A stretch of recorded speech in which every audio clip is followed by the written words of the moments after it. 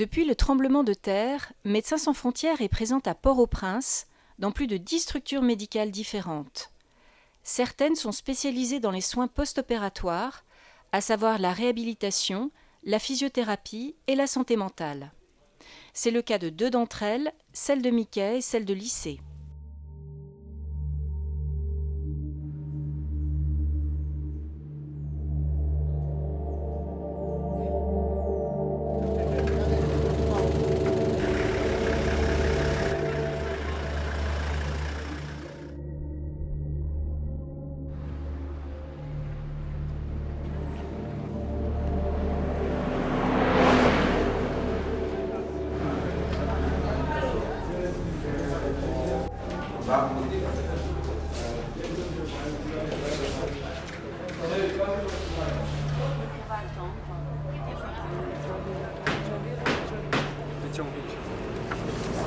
Il a eu une fracture de malléolo interno de la tibia. Elle m'a viré tout parfois, elle fait mal, mais elle me dit que ça va. C'est cassé ici ou ici? This fracture is very bad, ici. Donc, par exemple, le tramadol s'était donné à 18 heures.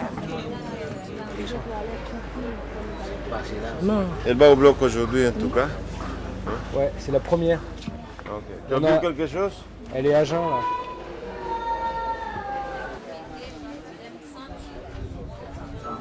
La santé mentale, c'est une dimension qu'aujourd'hui, je pense, toutes les ONG prennent en considération. Il y a en fait 2 dimensions de notre intervention.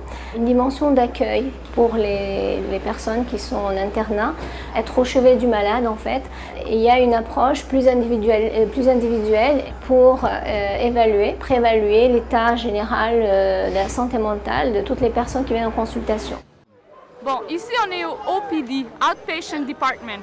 Ici, les gens viennent en ambulatoire pour recevoir des soins, faire des consultations médicales. Comparez le Inpatient Department à Mickey, à côté. À Mickey, ils font du post-opératoire. Donc, les patients qui ont été opérés vont aller recevoir des soins après l'opération.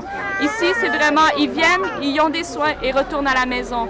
On a plusieurs cas ici, mais la majorité des cas sont reliés quand même au tremblement de terre parce que les plaies sont reliées au tremblement de terre. On a beaucoup de psychosocial, beaucoup de douleurs abdominales, de céphalée, d'insomnie. Les gens, à cause du stress causé par le tremblement, ont des réactions physiologiques dues au stress.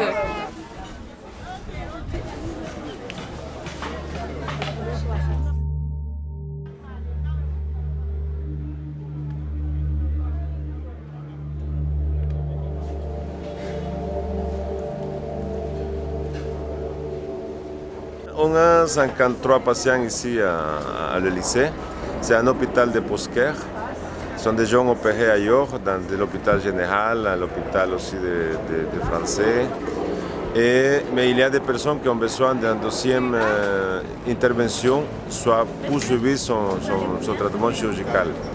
Donc, par exemple, la dame, que c'est la première qu'on va faire au bloc de 7 personnes qu'on va faire aujourd'hui, elle a reçu une greffe de peau il y a 8 jours. Donc il faut le faire le pansement, mais c'est très douloureux. Donc, pour éviter que ça le fait mal, on va le faire sous l'anesthésie. Après, on a des personnes qui ont malheureusement eu une infection, soit dans son moignon de la jambe amputée. Il faut le nettoyer, il faut le redébrider, il faut le faire peut-être réamputation parfois. Donc c'est ça que nous on va faire aujourd'hui. Donc, je prends la dame le 32. Mais Currently, a lot of the patients that we have in our outpatient department or patients that are coming back into surgery are a result of the inability to maintain top operating theater standards. Surgery is specialized. It's not a hospital where you're just dealing with wound care. There's many times where you're actually opening a person up. The chances for infection are much greater, and you can actually bring an infection to a person that didn't have it.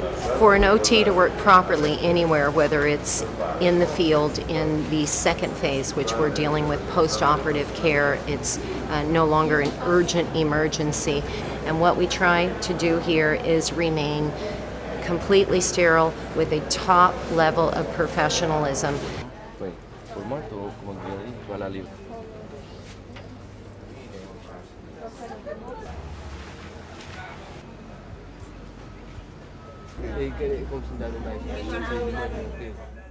La kinésithérapie ici, ça consiste à la reprise de l'appui petit à petit après la fracture et pour récupérer donc à la fois l'amplitude articulaire et la musculature. Donc tous les jours, le physio mobilise et fait faire des exercices aux patients. Avec son fixateur externe, il a beaucoup moins de possibilités de bouger l'articulation, donc ça cause des inflammations des œdèmes. Donc ces mobilisations passives et actives qu'on lui fait lui permettent de garder une bonne mobilité au niveau de l'articulation.